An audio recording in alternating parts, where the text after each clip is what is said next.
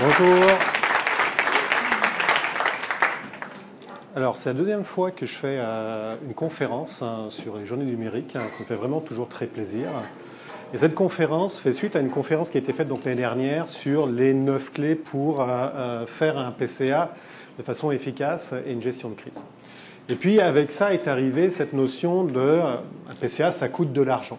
Donc, l'intérêt, c'était de démontrer qu'il y a des possibilités de réduire un coût d'un plan de continuité d'activité, de réduire les coûts pour la mise en place de gestion de crise. Et on parle beaucoup de résilience. La résilience est un mot à la mode.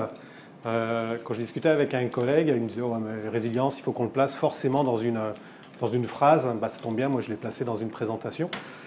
Et la résilience, en fait, hop, voilà.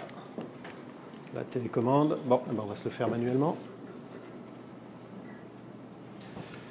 Donc la résilience organisationnelle, c'est quoi?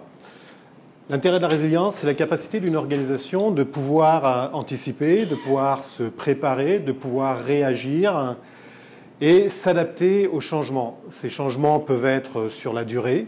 Généralement, on se prépare sur des changements. La conférence qui était juste avant permettait justement de se préparer sur des risques. Mais ça aussi, ça permet de faire face en fait à des perturbations qui peuvent être brutales.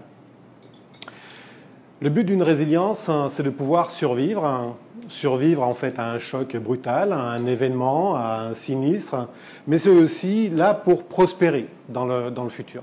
Il faut voir la résilience comme étant en fait le chapeau en fait de tout ce qui est continuité d'activité, dans lequel on va voir la continuité d'activité métier, la continuité métier, la continuité informatique, la reprise informatique. Donc la résilience, ça donne à peu près ça.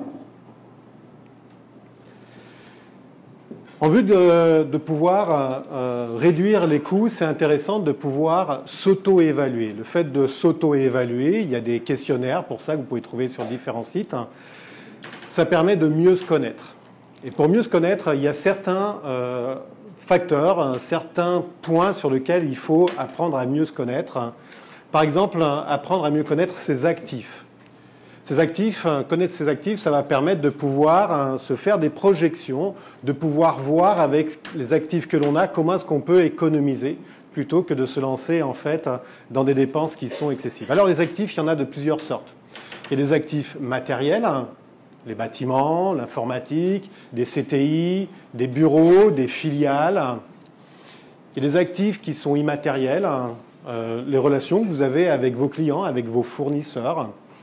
Les licences que vous pouvez avoir, les différents contrats que vous pouvez avoir. Le fait de connaître ces actifs va vous permettre de commencer à vous dire, tiens, si je suis sinistré dans mes bâtiments, est-ce que j'ai des possibilités autres que d'aller faire un appel à un prestataire qui va me louer des espaces? Dans les actifs, on peut aussi avoir des hangars. Et les hangars ne font pas que stocker du matériel, mais ils peuvent héberger du personnel. Juste une question d'organisation.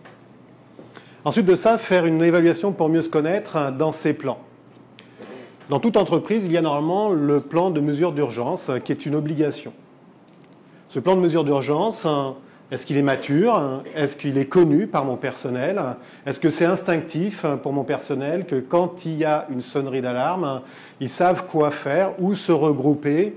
Et puis si j'ai une équipe de continuité, est-ce qu'ils savent où aller?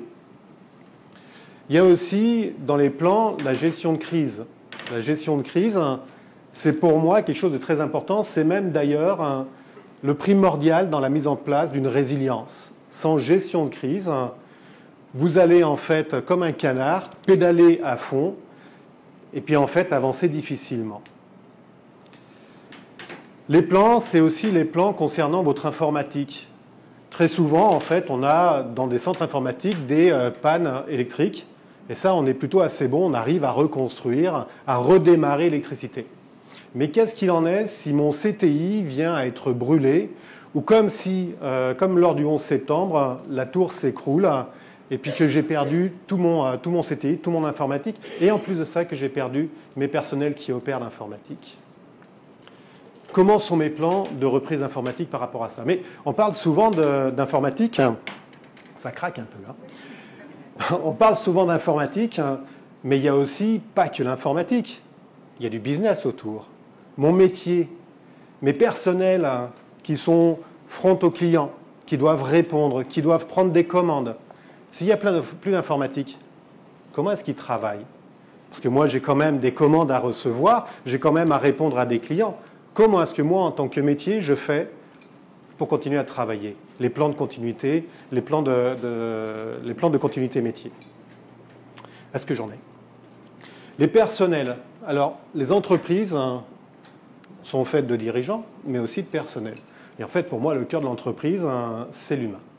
Et l'humain, c'est lui qui va permettre à la compagnie de prospérer, de pouvoir exécuter un certain nombre de choses pour que la compagnie, en fait, soit la plus efficace possible et puis rende, en fait, tous les services d'affaires pour lesquels elle œuvre.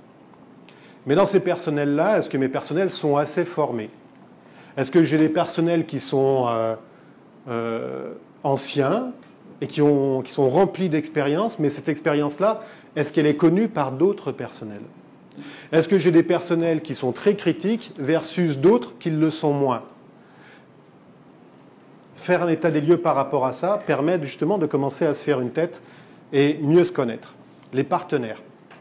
Alors les partenaires, on en connaît deux principalement. Les assureurs, qui sont des partenaires quand on est dans le trouble, hein, ils sont là pour nous aider à nous relever. Et puis les banques, hein, qui sont là aussi pour nous financer quand il y a besoin de se racheter du matériel hein, pour pouvoir en fait reconstruire notre business. Mais il n'y a pas que ça. Il y a les fournisseurs. Nos fournisseurs, nous sommes leurs clients.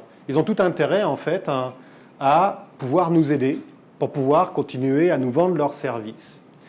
Et ces fournisseurs-là peuvent être des partenaires qui sont très intéressants. Il y a d'autres partenaires aussi, c'est nos clients. Si nous sommes fournisseurs, hein, ben nos clients peuvent aussi être des partenaires. Alors les clients, on s'entend, c'est des clients avec qui on est proche, on a vraiment des relations d'affaires hein, et qui verraient d'un mauvais œil que notre société s'écroule parce que leur propre business dépend de notre société. Donc ils peuvent aussi nous aider. Et puis on a un partenaire qui est un peu plus sujet à polémique. C'est nos concurrents. Dans certains secteurs, qui sont des secteurs à niche, ça peut être intéressant d'avoir des partenaires dans nos concurrents parce qu'on peut avoir des relations croisées avec eux, des relations d'intérêt croisées. Ça, c'est limite. Hein. Si vous êtes leader et puis qu'eux, ils sont juste derrière vous, si vous n'avez pas un bon contrat avec eux, une belle entente, hein, ils peuvent vous fermer la porte au moment où vous en avez besoin. Les activités essentielles, là aussi, quelles sont mes activités essentielles versus mes activités qui ne sont pas essentielles? Mes activités essentielles, c'est celles qu'il va falloir que je reconstruise, que je remette en place très, très rapidement pour répondre en fait à mes affaires, à mon business, pour que mon entreprise ne s'écroule pas. Mais à côté de ça, j'ai des activités qui sont non essentielles. Si je suis sinistré, qu'est-ce que je fais avec ces activités? Est-ce que je les retourne chez eux? Ou est-ce que je me sers du personnel pour renforcer mes activités essentielles, pour pouvoir répondre en fait aux demandes des clients, à une rupture d'informatique? Et puis là, dans ce cas-là, il va falloir pouvoir travailler 24 heures sur 24, 7 jours sur 7, sur une période assez courte. Donc l'auto-évaluation, connaître ses actifs, ses plans, ses personnels, ses partenaires hein, et ses activités essentielles, va permettre de commencer à se faire une bonne tête sur les stratégies qu'on va pouvoir mettre. Et dans le cadre d'un plan de continuité d'activité, une des premières pierres d'un plan de continuité d'activité est le Business Impact Analysis. Alors, Business Impact Analysis va être là pour voir l'impact sur votre business d'une perte d'activité, aussi bien informatique que commerciale, que d'image, etc. Il y a quelques années de ça, quand j'étais en France avec un associé, on a mis en place des BIA. Et puis les BIA, ça peut être long, ça peut être coûteux, et puis en fonction du détail où on descend ou de la largeur de l'impact qu'on vise, ça peut devenir long. Et en fait, l'idée, c'était optimisons en fait le BIA pour être efficace, pour être moins coûteux et pour préparer la suite. Parce qu'un BIA, généralement, on fait l'étude et puis après, on va lancer un projet. Mais comme on est face à des personnes, eh ben, on peut très bien faire des tas de choses immédiatement dans la phase du BIA. Alors, comment est-ce qu'on peut réduire des coûts sur un BIA? Tout simplement en réduisant le nombre d'impacts. Des impacts, il y en a des dizaines et des dizaines. les principaux, financiers, images. Et puis il y a tout plein d'autres impacts. Et en fait, le fait de réduire les impacts aux impacts qui vous concernent permet de réduire les impacts sur 5-6 impacts qui sont vraiment attachés à vos métiers, à votre entreprise. Il n'est peut-être pas utile de faire un impact sur l'image si en fait personne ne vous voit. Pas vraiment d'intérêt. Le fait de limiter ces impacts-là va vous permettre vraiment de cibler là où vous devez aller. Et là, on gagne pas mal de temps par rapport à ça. Limiter le nombre de scénarios d'indisponibilité. Alors, quel que soit le type de sinistre que vous ayez, ça va impacter 3, en fait, indisponibilités. L'indisponibilité du bâtiment dans lequel vous êtes. Si vous avez un incendie dans un bâtiment, le bâtiment est évacué et le temps de reconstruire ce bâtiment-là va prendre un certain temps et ça a un impact en fait sur vos bureaux, sur là où sont localisés vos personnels. Le deuxième impact qu'il peut y avoir, c'est un impact sur votre informatique. Si vous avez un data center qui est détruit, inondé, ou comme j'ai pu voir quelques années auparavant, vous savez les bouteilles de halon, bouteilles de gaz innervant qui sont dans les salles, qui sont là pour éteindre les incendies dans les salles informatiques, sont normalement fixées. On a un opérateur qui est passé et il y avait 2 bouteilles qui n'étaient pas fixées. Il a déclenché en fait les tests et ces bouteilles-là, c'est comme des balles, c'est parti. Et elles étaient sous le faux plancher. Et le faux plancher, il y a des chandelles, il y a des ordinateurs dessus, c'est à peu près ça de hauteur, 40-50 cm.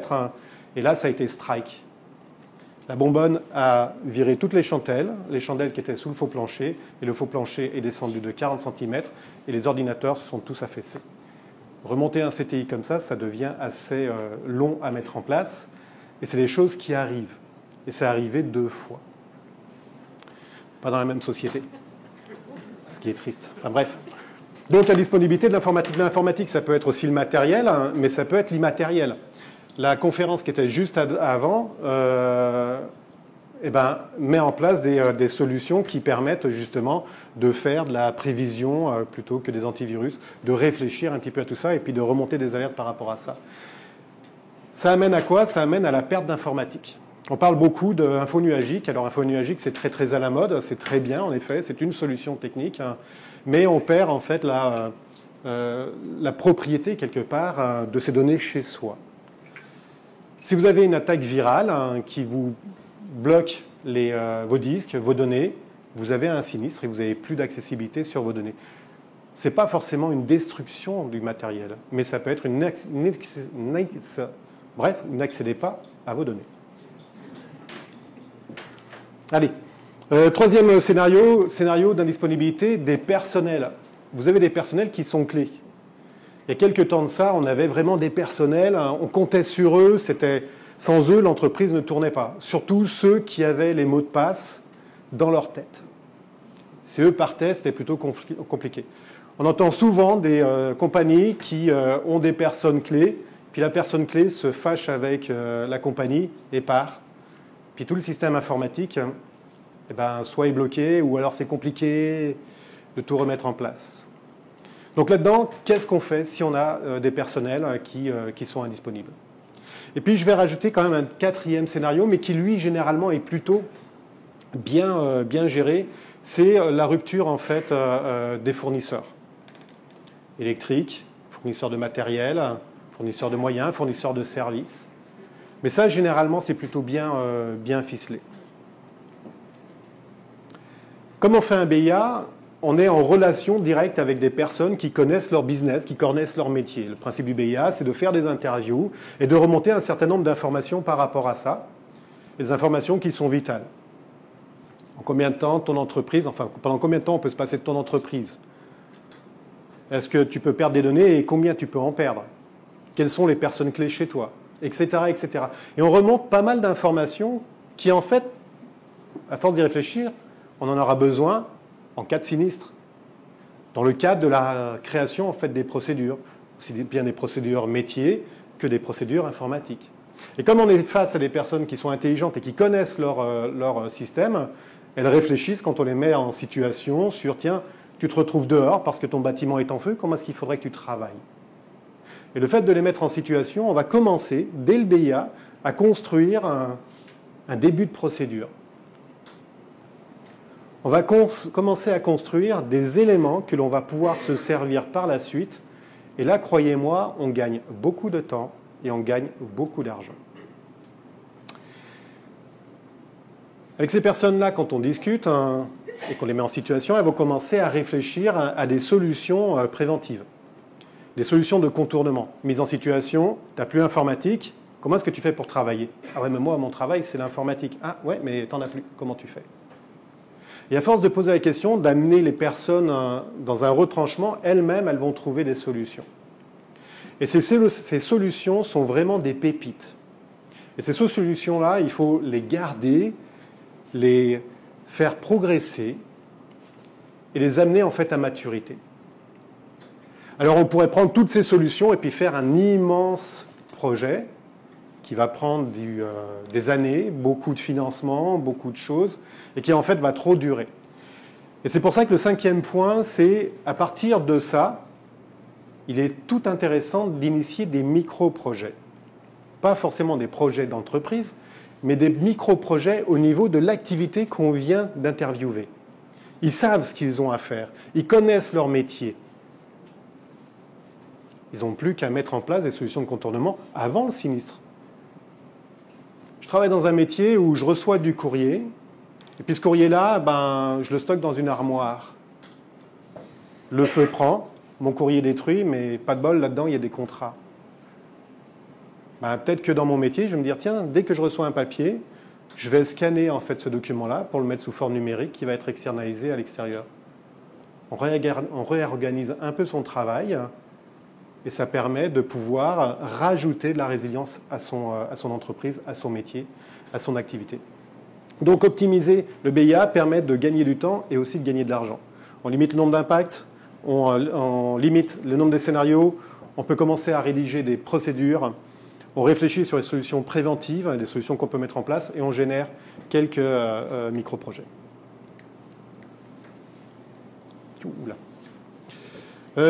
Stratégie gagnante pour être efficace à moindre coût. Alors des stratégies gagnantes, on en a quand même pas mal, au vu de ce qu'on a pu commencer déjà à regarder dans le BIA et puis à faire l'auto-évaluation. Sensibiliser et prévenir, ça permet tout simplement d'amener une conscience de la résilience, de la continuité dans le cadre de mon métier, au niveau de l'individu, au niveau du salarié, au niveau du personnel. Plus on va le sensibiliser sur les risques qu'on peut avoir dans l'entreprise, mais aussi sur le gain à avoir des solutions pour se relever soi-même, pour être résilient, plus on va rentrer ça, plus on va sensibiliser, plus on va prévenir les gens, plus en fait on l'acquiert au niveau de chaque personne. Et comme je vous le rappelle, dans une entreprise, le cœur de l'entreprise, c'est le personnel. Organiser son travail et limiter en fait les vulnérabilités. Tout en réfléchissant, on va pouvoir donc organiser son travail, la personne qui va scanner son courrier pour pouvoir tout simplement rendre plus résilient son travail. C'est régler une vulnérabilité quelque part. Si j'étais brûlé, si je brûlais, j'avais plus de papier, j'avais plus mes contrats et je perdais tout ça, tout cet actif. Et puis organiser son travail en réfléchissant à comment être résilient, on l'optimise. Et quand on optimise son travail, on va directement sur une efficacité qui grandit. Donc là aussi, pour l'entreprise, on gagne du temps par rapport à ça. Répartir ses ressources. Qu'est-ce que c'est que répartir ses ressources? C'est tout simplement les personnels qu'on a besoin de relocaliser dans le cas en fait, d'un sinistre et d'indisponibilité du bâtiment. Relocaliser ses ressources, ça permet de déplacer en fait ces ressources afin de pouvoir les répartir sur peut-être plusieurs bâtiments. Dans 90% en fait, des contrats que j'ai pu faire, j'ai vu dans le même bâtiment l'informatique, les spécialistes qui opèrent l'informatique et l'équipe qui s'occupe de faire la reprise d'activité ou la continuité d'activité en cas de sinistre. Tout ça dans le même bâtiment. 90% en fait, des entreprises que j'ai pu parcourir. Le minimum qu'on puisse faire, c'est que l'équipe qui va s'occuper de la reprise, on la sorte et puis qu'on la mette dans un autre bâtiment.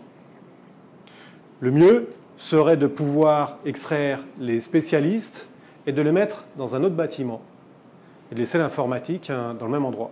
Imaginez en fait un panier avec tous les œufs, les spécialistes informatiques, les personnes qui s'occupent de la continuité, paf, le panier tombe par terre, tous les œufs sont cassés. C'est exactement ce qui se passe dans 90% des entreprises. Répartir ses actifs, c'est aussi répartir son informatique. Dans les salles informatiques, on a très souvent un ordinateur qui va s'occuper de la production et juste à côté, l'ordinateur qui va s'occuper de la défaillance du premier ordinateur. C'est ballot, c'est dans la même salle. Badaboum, vous avez plus de production et vous n'avez plus la machine qui doit remplacer la production. Répartissez dans 2 bâtiments différents. Mutualiser, je vais y revenir après. Répartir ces données. Je vais aller sur mutualiser ces actifs. Quand on peut justement répartir ces données sur un environnement de production et un environnement de pré-production, qui sont généralement dans le même bâtiment. L'environnement de pré-production, vous le prenez, vous le mettez dans un autre bâtiment, dans un autre CTI. Cet environnement de pré-production et environnement de production sont séparés. Mais maintenant, vous avez peut-être besoin d'un environnement de reprise, si votre production est supprimée. Environnement de pré-production, qui est généralement la même machine en termes de puissance, de capacité, que la production peut tout à fait servir de machine de reprise. Et vous avez économisé l'achat de machines. Le métrage carré au sol, c'est le même, qu'il soit sur le site A ou sur le site B, c'est la même chose. Donc on mutualise en fait les actifs. Environnement de pré-production peut servir d'environnement de secours, de reprise. Faire des ententes avec ses partenaires, ça permet là aussi de pouvoir économiser sur la location en fait d'espace. Généralement, quand on parle de continuité métier, de sinistre bâtiment, il faut que je relocalise en fait mes ressources, mes personnels. Vous avez la possibilité, dans le gouvernement, on m'a dit 50% de gouvernement, 50% de privé. Dans le gouvernement, vous avez plusieurs bâtiments, plusieurs ministères qui peuvent très bien servir à pouvoir relocaliser des personnels. Dans la relocalisation des personnels, si on les éparpille à droite à gauche, ça devient très très compliqué à gérer. Mais vous avez la possibilité d'avoir des espaces planchers complets sur lesquels vous avez des consultants qui sont là pour faire du développement. Et en cas de sinistre, cette ressource-là, on peut lui demander d'arrêter de travailler pour que les activités critiques soient mises en place dans ces places. Vous avez la possibilité, avec d'autres partenaires, de pouvoir échanger en fait pour des ressources clés, des espaces bureaux, des espaces salles de réunion. Dans toutes les compagnies que j'ai pu voir, il y a toujours des salles de réunion. Des petites, des moyennes, des grosses. La salle de réunion est un espace sur lequel on peut relocaliser en fait des personnels qui vont pouvoir reconstruire la compagnie en cas de sinistre. Et ça peut se faire chez des partenaires. Les ententes croisées permettent que vous hébergiez des partenaires qui sont sinistrés dans vos espaces de salles de réunion ou voire dans des hangars. Et puis eux peuvent faire exactement la même chose. C'est des ententes. Vous avez économisé le fait de louer des espaces à l'année qui vont vous coûter des dizaines de milliers de dollars. Juste une entente. Vous avez économisé plusieurs milliers de dollars là-dessus. Sur les fournisseurs aussi, il peut y avoir des ententes sur la relocalisation d'équipements, par exemple. Des fournisseurs qui ont des hangars, qui peuvent peut-être libérer ces hangars pour là aussi encore vous mettre à disposition ces espaces, soit pour du personnel, soit pour des sites mobiles de CTI, de centres de traitement informatique. Ça existe. S'adapter à la techno. Alors, dans beaucoup de compagnies aussi, on retrouve des technologies qui ne sont pas très récentes, avec du NT4. Je ne sais pas si ça parle à quelqu'un. Il y a encore des compagnies qui tournent avec du NT4. Donc il y a un moment ou un autre, il faut évoluer par rapport à ça. Maintenant, on n'est plus sur du Windows 2000 et on est en 2019. Donc s'adapter à la techno, c'est faire évoluer sa technologie afin de pouvoir être plus résilient par rapport à ça. Évoluer sa technologie, ça permet d'avoir en fait des contrats de maintenance qui ne sont pas des surcoûts. Quand on a un Windows 2003, un serveur Windows 2003, la maintenance derrière est très très coûteuse par rapport à un 2016. Donc s'adapter à la techno, c'est aussi utiliser l'info nuagique, on en parlait, des prestataires qui vous donnent de l'espace, tel info nuagique, ou du SaaS, ou de l'hébergement de matériel physique chez eux, qui est récent et sur lequel vous avez peu de gestion à avoir, puisque c'est la société qui vous les met à disposition qui le gère. S'adapter à la techno, c'est aussi prendre les bons outils, comme la conférence qui était avant, qui va faire de la veille et se permettre justement de pouvoir remonter des alertes comme ça, plutôt que de subir un sinistre. Voilà par rapport à ça, la techno.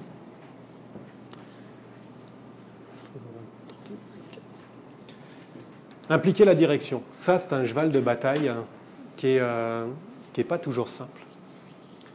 Quand la direction est très très sensibilisée à la continuité, à la résilience de son entreprise, c'est plutôt assez facile, bien que. La direction, il est excessivement important qu'elle soit là dans tout le processus de mise en place d'un plan de continuité d'activité. Elle doit être moteur et garante du résultat. Assez souvent, les entreprises, j'ai pu voir des entreprises qui étaient là, qui mettaient des plans de continuité d'activité parce que c'était réglementaire. En 2000, il y avait des banques, c'était la commission bancaire qui a demandé à mettre en place des plans de continuité. Alors, on a payé des consultants, on a rempli des plans de continuité qui étaient énormes, qui étaient impossibles de lire et de maintenir. La direction a fait son boulot. Elle a commandé des consultants. On a livré un plan de continuité qui était un plan de continuité, mais pas terrible. Enfin, pas terrible. Il y avait tout. Il y avait même trop, d'ailleurs, dedans.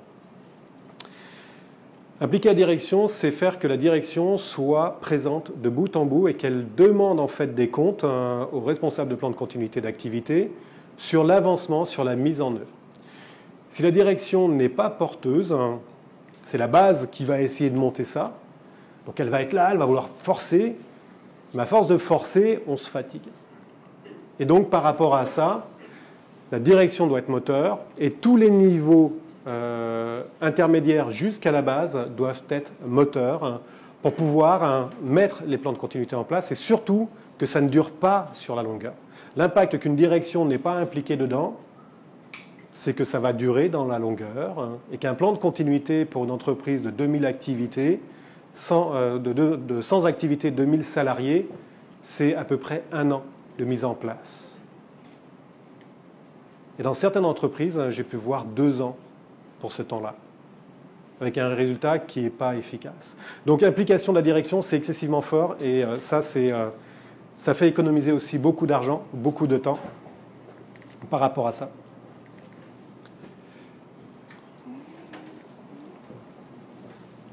Éviter les pièges. Utiliser les bonnes pratiques. Donc nous, on est ISO 22301, mais on s'intéresse à tout, la DRI, BCI, etc. Mais on est certifié par rapport à ISO 301, qui est une norme complètement internationale. Les bonnes pratiques, c'est d'utiliser en fait des normes qui sont reconnues, qui permettent d'avoir des guides, qui permettent d'avoir été déjà testées, validées, connues à travers, de pouvoir retrouver des ressources par rapport et qui sont certifiées par rapport à ces bonnes pratiques. Il arrive dans des toutes petites compagnies qu'on va prendre la personne qui est informatique et puis qui va faire le plan de continuité. Mais informatique, lui, il va faire sa partie informatique, donc il va mettre en place un plan de reprise informatique. Mais tout ce qui est continuité en fait, d'activité de l'entreprise ne sera pas là. Et là, il va y avoir des manques. Et des manques qui peuvent être très coûteux sur le moment ou alors au moment du sinistre. Donc utiliser les bonnes pratiques permet d'avoir une assise très très solide sur ce qui est fait et une maintenabilité très, très facile. Communiquer. La communication, dans le cadre du plan de continuité d'activité, il y en a à plusieurs niveaux. Il y a le moment où on va faire le projet, où on va communiquer par rapport aux salariés. Et là, ça a une grosse importance de sensibilisation par rapport à ça. J'en ai parlé un petit peu avant. Mais c'est aussi communiquer par rapport à son personnel, mais ses clients, ses fournisseurs, ses partenaires. Quand on communique comme quoi on met en place un plan de continuité, une notion de résilience dans son entreprise et qu'on communique ça à son assureur, c'est marrant, mais l'assureur, il sourit. Et en plus de ça, ça permet de réduire la police d'assurance. On gagne encore de l'argent par rapport à ça. Donc communiquer sur la mise en place de solutions, de plans de continuité à son entourage, à ses partenaires, ça permet justement de réduire. Le fait de communiquer vis-à-vis de ses clients, souvent j'entends « ouais mais on ne va pas communiquer au niveau des clients ou on ne va pas communiquer large parce que sinon la concurrence va savoir qu'on met des choses en place ». Si, il faut communiquer. Au niveau des clients, ça va leur passer le message comme quoi ils sont importants pour vous. Ils sont importants pour l'entreprise. Et un client qui se sent important pour une entreprise, c'est un client gagné qui est conservé par la suite. Puis il est sûr en fait que quand il va investir des produits chez le fournisseur, qui a un plan de continuité, il n'aura pas de problème quand lui-même aura une difficulté. Vis-à-vis des banquiers aussi, quand on communique comme quoi on fait un plan de continuité, ça les rassure. Et puis concernant la concurrence sur la communication, vous prenez un pas d'avance, ça met une pression au niveau de la concurrence. Ça veut dire que vous êtes plus efficace qu'eux, même si vous êtes sinistré. Parce que le fait d'avoir pensé à la résilience, c'est tout un mécanisme qui se met en place et qui est complètement intégré au niveau de l'ADN. Je vais y revenir après. Faites-vous accompagner, mais gardez la maîtrise. Alors, faites-vous accompagner, ça veut dire prenez des consultants. Dans un plan de continuité, en fonction de sa complexité, c'est intéressant de prendre des consultants qui sont certifiés, qui ont une expérience par rapport à là-dedans. Mais attention vis-à-vis de ça. C'est que le consultant, lui, il n'est que de passage. Il va venir, il va faire les choses dans les règles de l'art. Il va bien faire le BIA, bien mettre en place les plans de continuité, la gestion de crise, les exercices. Mais une fois que c'est terminé, lui, il part. Et s'il n'y a pas eu de transfert de connaissances, s'il n'y a pas eu d'accompagnement tout au long, en fait, vous allez avoir un trou dans votre résilience parce que le consultant qui a mis ça en place est parti. Si vous n'avez personne en interne qui gère la résilience ou la continuité d'activité, les plans de reprise informatique, c'est du perdu. Donc dans tous les contrats qu'on fait, on exige qu'il y ait une personne qui soit avec nous, qui soit interne par rapport à ça pour que justement elle l'acquiert. On fait les travaux de basse besogne, mais toute la partie qui doit être intégrée est intégrée par un interne. Et ça, c'est excessivement important. Donc faites-vous accompagner, gardez la maîtrise. Maintenir votre résilience en tout temps. C'est bien beau d'avoir le plus beau plan de continuité d'activité. Là, s'il est mis sur une tablette, il ne sert à rien. Vous avez perdu du temps, de l'argent, et il ne sert à rien par rapport à ça. Et croyez-moi, ça arrive souvent. On prend des consultants, on les paye, ils font un superbe plan de continuité, et hop, c'est tabletté. Si demain vous êtes sinistré avec un plan qui est vieux de 3 ans, là, ça ne marche pas bien. Ça ne marche même carrément pas d'ailleurs. Donc maintenir sa résilience, ça veut dire qu'il va falloir mettre à jour de façon régulière. Et comment est-ce qu'on met à jour ? En refaisant un BIA de façon annuelle ou en regardant les mouvements dans l'entreprise, en faisant des exercices, en incitant chaque activité à jouer, en fait, à être sinistré, à faire des exercices par rapport à une situation ou un scénario bien particulier, à s'entraîner par rapport à ça, et surtout à mettre à jour les procédures. Et mettre à jour des plans de continuité en vraiment considérant qu'on n'est plus dans l'entreprise qui a brûlé, ou dans le bâtiment, ou alors dans le centre informatique. C'est-à-dire qu'on le joue vraiment à l'extérieur. On peut même s'amuser à faire des bascules de production réelles d'un site A vers un site B. C'est des choses qui fonctionnent très très bien. Il faut juste prendre quelques mesures avant. Prendre son temps, mais pas trop, justement. Quelle heure il est ? Hop, c'est bon ? Ok, c'est bon. Prendre son temps, mais pas trop. J'ai pris un peu. Mais pas trop. Plus la mise en place d'un plan de continuité va durer dans la longueur, qui est généralement un coût d'une mauvaise préparation ou d'une implication de la direction assez faible, plus ça va tirer dans la longueur, plus en fait il va y avoir un désintérêt sur la mise en place d'un plan de continuité d'activité. Plus il va y avoir en fait une faiblesse au niveau de la résilience, un désintérêt, en fait les gens vont s'ennuyer, ou alors vont faire les choses mais ils ne voient pas le résultat et ils sont démotivés par rapport à ça. Donc comme je vous disais tout à l'heure, un plan de continuité, une année, c'est bien. Au-delà de 2 années, là, c'est qu'on a pas mal merdé au départ, là. Donc prendre son temps n'est pas trop, maintenir votre résilience en tout temps, faites-vous accompagner, mais gardez la maîtrise, communiquez et utilisez des bonnes pratiques. Alors 5 clés pour une résilience, pour une organisation plus résiliente. Il y en a plus, hein, mais celles-là sont bien. S'adapter avant d'y être obligé. Il est préférable, avant de subir un sinistre, de savoir comment est-ce qu'on va le gérer, ce sinistre-là. On s'aperçoit qu'aujourd'hui, il fait un superbe temps. On est au printemps. On peut s'apercevoir aussi qu'il y a des conditions climatiques qui ont changé, des règlements climatiques ou pas, peu importe, hein, mais on s'aperçoit que ces derniers temps, il y a beaucoup en fait d'impact climatique. Bah, peut-être que là, c'est intéressant de commencer à voir, tiens, mon entreprise, si elle est dans une zone inondable, comment ça va se passer là? Parce qu'on sait que dans quelques années, l'eau va monter, etc. Alors, Québec, dans le bas, là, on est, enfin, pas ici, là, ici, on est pas mal inondable. Mais un peu plus loin, on a à peu près 9 mètres de dénivelé. Bon, 9 mètres, 2050, ça va, on ne sera pas encore les pieds dans l'eau.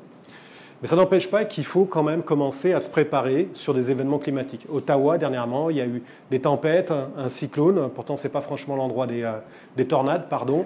Une tornade a embarqué, en fait, quelques toits et une compagnie. Just too bad. Avoir du leadership dynamique. On rejoint là sur cette notion-là, le leadership dynamique. Hein, c'est vraiment en fait avoir au niveau de la direction, mais de tous les niveaux de direction jusqu'en bas, un leadership sur tout ce qui est résilience. En fait, la résilience, il faut l'avoir dans notre ADN, dans l'ADN de l'entreprise. Je vais revenir après. Et ça, c'est au quotidien qu'il faut vivre dans la résilience. Par exemple, là, j'ai un portable, j'ai un deuxième portable dans mon sac. Il est excessif, Fournier. Hein. On ne sait jamais. Hier, j'étais en train de préparer la rencontre. J'ai 2 disques durs à la maison. Pouf, il y en a un qui rend l'âme. Bah, c'est bon, j'ai un deuxième. 5 minutes après, le deuxième, il a rendu l'âme. Comme quoi, ça peut arriver. Heureusement, je travaille dans le domaine. J'avais plusieurs sauvegardes. Donc, avoir du leadership, donc vraiment accompagner la résilience de la direction jusqu'à la base et puis ramener en permanence qu'est-ce que c'est l'intérêt d'une résilience au quotidien dans ton entreprise. Pourquoi est-ce qu'il y a besoin de faire ça pour garder en fait ton emploi, mais l'entreprise qui est autour. Donc, leadership dynamique, ça c'est vraiment, vraiment très important. Être réactif aux changements. Des changements, on en côtoie tous les jours. On en subit. Et il y en a d'autres qui sont prévisibles. Quand on les subit, le fait d'avoir un plan de continuité, d'avoir une résilience, permet tout simplement que ce soit plus facile. Croyez-moi, pour en avoir vécu plusieurs, quand on a un plan, c'est beaucoup plus facile versus quand on n'a pas de plan. Et quand on n'a pas de plan, là, généralement, les entreprises ne se relèvent pas. Donc être réactif au changement, c'est aussi voir les modifications technologiques qu'il y a à faire, qu'il y a actuellement, les logiciels de surveillance par rapport justement à tout ce qui est virus, malware, etc. Tout ce que fait la concurrence aussi. Parce que la concurrence, si elle est résiliente, en cas de sinistre global dans une ville, parce que ça peut arriver si on prend justement les Texas, où il y a eu de l'eau qui est rentrée, qui a foutu le bordel dans je ne sais plus quelle ville d'ailleurs. Là, c'est pas mal d'entreprises qui sont tombées à l'eau. Et celles qui sont résilientes, c'est celles qui auront commencé à prévoir, à avoir un plan de continuité. Et ça arrive de plus en plus, et ça arrive de plus en plus. Et sur tout ce qui est sinistre numérique, on va se confronter à des choses de plus en plus terribles. Avoir une culture d'entreprise, le cœur de l'entreprise, c'est l'homme, c'est son encadrement, mais c'est humain déjà. Et rentrer en fait la résilience dans l'ADN de l'entreprise, dans l'ADN des personnes, c'est rendre 2 services. Un pour l'entreprise, mais un autre aussi pour les personnes. Parce que quand on commence à penser résilience, c'est marrant, mais il y a des tas de choses, quand ça nous arrive au dernier moment, c'est pas grave, on va trouver d'autres solutions. Donc avoir une culture d'entreprise, penser résilience, manger résilience, vivre résilience. Culture d'entreprise. Et puis le dernier point, s'exercer, s'exercer, s'exercer. Un bon plan de gestion de crise fonctionnera pas seulement sur du papier, mais ça va fonctionner avec des hommes, avec des interrelations, avec des fonctionnements. Et à force de s'exercer, il y a des habitudes qui se mettent. Quand on fait des exercices de gestion de crise, dans le tour de table de la gestion de crise, on fait tirer des papiers, des enveloppes, c'est cacheté. Et en plein milieu de l'exercice, on demande aux personnes d'ouvrir leur enveloppe, et là-dedans, il y a toujours un mort d'une crise cardiaque. Et c'est dommage quand c'est... Merci. Et c'est dommage quand c'est celui qui doit, le responsable de plan de continuité, qui doit gérer justement la continuité, qui vient à tomber sur cette carte-là. Ça veut dire que les autres, il va falloir qu'ils la gèrent. Et faire des exercices comme ça, s'exercer, c'est la meilleure solution pour maintenir votre plan de continuité d'activité, donc être plus résilient, et puis savoir quoi faire au moment d'un sinistre, et puis surtout, au moment d'un sinistre, se sentir beaucoup moins en panique et plus en contrôle que si vous n'aviez pas de procédure. Bon. Voilà par rapport à ça. Donc on arrive donc les 5 dernières minutes. Questions et informations complémentaires. L'année dernière, j'avais fait la conférence 9 facteurs de réussite pour un PCA, pour un plan de continuité d'activité. Donc vous pourrez aller sur le site, la crise-résilience. Vous verrez, il y a plusieurs vidéos par rapport à ça. Vous pouvez revoir cette vidéo. C'est une synthèse. Sinon, vous avez la vidéo qui avait été filmée ici par rapport à ça. Si vous le souhaitez, on a encore un peu de temps. Posez-moi toutes les questions que vous le souhaitez et je vous y répondrai du mieux que je puisse. Oui? Comment gérer un plan de continuité des affaires quand on a multiples fournisseurs informatiques et autres? Oui. Comment on intègre ça? C'est quoi les défis? Comment on s'y prend? Alors, par rapport à l'infonuagique, vous avez des fournisseurs, donc il faut déjà s'assurer que leur plan de continuité à eux est suffisamment viable. Et par rapport aux autres, vous avez toujours en fait un responsable de continuité qui va gérer, qui va voir les risques des différentes lignes qui vont impacter votre propre activité. Et là, par rapport à ça, vous avez des plans de continuité qui sont gérés vis-à-vis de cette partie-là. Soit individualisés en fonction en fait du sinistre que vous pouvez avoir. Si votre fournisseur infonuagique est plus en capacité de fournir votre service, vous allez vous retrouver sans informatique, sans données. Et donc là, c'est tous les plans de continuité métier qui vont se mettre en place pour maintenir au minimum l'activité, le service d'affaires par rapport à ça, et en même temps, tout ce qui va être la reconstruction en fait, de vos données qu'il va falloir récupérer. Juste à savoir qu'en effet, dans le cadre de l'infonuagique, il faut lire toutes les lignes du contrat, et le fournisseur d'infonuagique ne vous garantit pas les données. C'est de votre responsabilité par rapport à ça. S'il perd ses données, s'il perd les données, c'est votre faute. Enfin, c'est pas de votre faute. C'est votre activité à vous de pouvoir les récupérer, de vous prémunir de ça. En aucun cas, eux, ils vous garantissent qu'ils peuvent gérer ça. Est-ce que je répondais à votre question? Oui.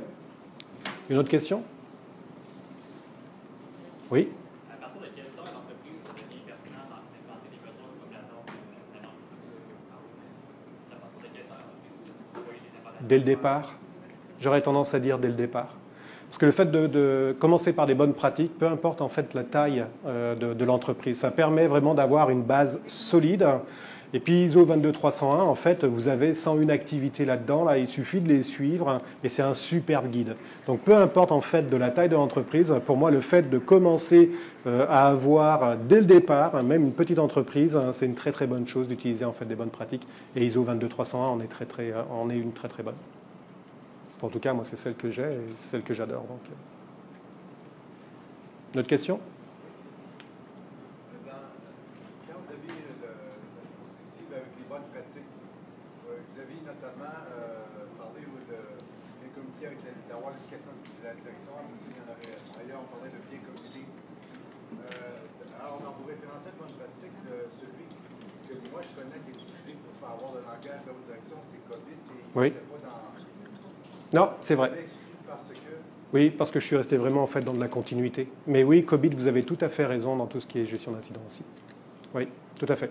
C'est une très bonne pratique. Merci de la remarque et je le rajouterai d'ailleurs. Très juste. Merci. Une autre question? Non? Bah écoutez, dans ce cas-là, bon appétit à vous.